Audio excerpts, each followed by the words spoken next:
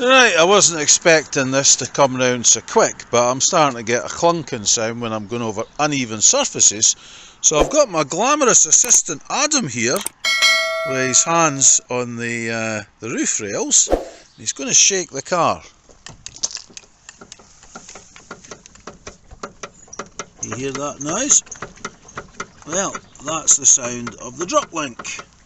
So, the great news is, these drop links, which were fitted 2 or 3 years ago, had a 5-year warranty, but well, the guy no longer sells on eBay, so so much for the 5-year warranty.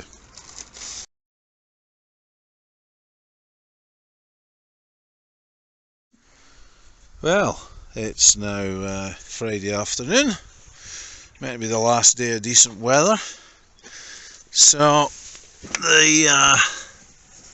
the task today is to change that drop link. So there's obviously the nut there, and then there's the nut at the back that attaches to the anti-roll bar. So I'm going to check. I'm not sure if the drop links I've got are too short,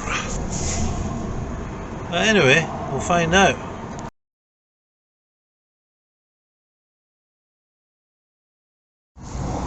Alright, so these are the drop links that I've got. ETR prefix 1024, so presumably that's the date of manufacture. And yeah, they look okay, as far as I can tell. So hopefully this is going to undo okay, and hopefully the one at the back there is going to undo as well. But yeah, famous last words, but if not, I'll just have to use the grinder. These were actually nipped up, I think it was a year ago, and unfortunately the drop links I had before this, they had a 5-year warranty, and the seller's no longer selling them, so this drop link has lasted I think 3 years as opposed to the full 5 years, but I didn't expect to get them replaced within 5 years anyway, so I wasn't counting on using the warranty. But the one time I could have used the warranty, the seller's no longer available to claim against. But anyway, they're only a £5 each. These two drop, well, they're £5 each, £9.98 or something delivered.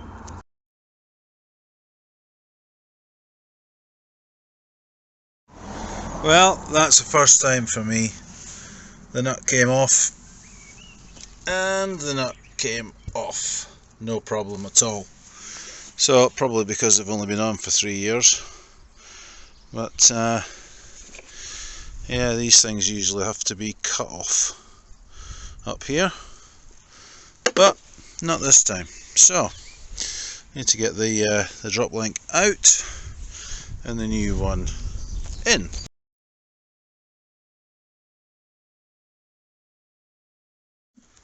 Alright, so there's the removed drop link. So this was the bit at the top, that felt fine, and this one, nah, that's you can feel that, you can feel the click. So this one that was at the bottom has gone. There's no sign of any damage that I can see. The rubber boot's fine. Yeah, that one's nice and solid, no play whatsoever. This one, no, it's failed. So it looks a very similar design to the one I'm replacing it with. So of course we always do what we should do, and that is to compare them, but we've kind of checked it in situ already. So yeah, looks pretty much identical apart from the Scottish rust.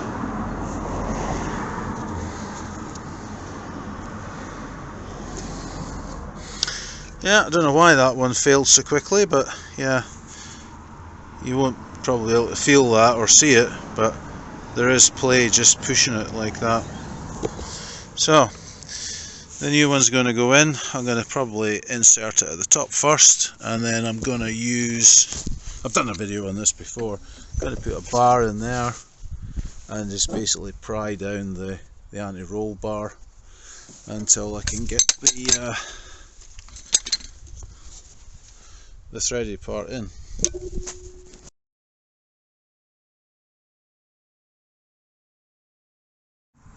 Right, so that's that one nicely nipped up. It was a 19 on this one. You've also got this Allen key recess, and that one's nipped up as well. That's the most awkward one. This one's obviously pretty straightforward. I actually used my torque gun to tighten that one up there, and then this one I just whacked it until it was nicely nipped up.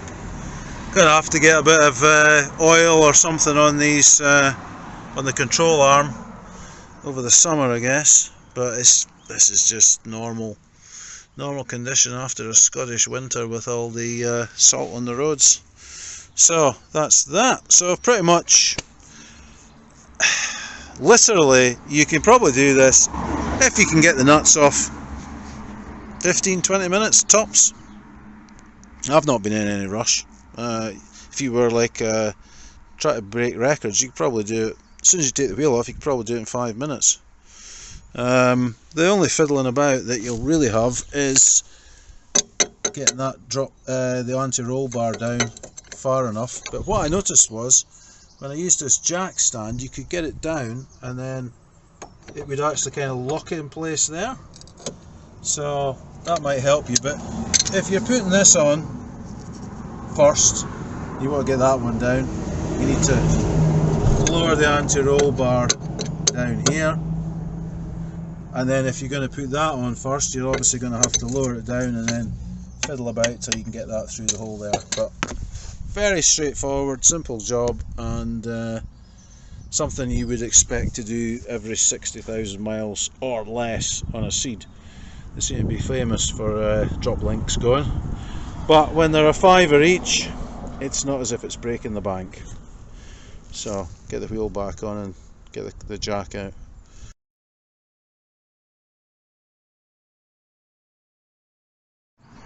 Well, that's it down. The proof of the pudding. No noise at all. So, if you're getting any kind of clattering from your front end on a KIA Ceed, it's highly likely the drop link's gone. And as you see from this video, it's a pretty straightforward job to change it. It'll depend on the drop link, but in this case it was a 19mm bolt. Torque wrench makes short work of the top one, but you'll not get the torque wrench on to the bottom one on the anti-roll bar. So I didn't expect to have to do this so quickly, because it was 3 years since I last did that one, and it's failed. But anyway, not the end of the world. If you have any questions, just let me know, and feel free to like and subscribe and boost the algorithm.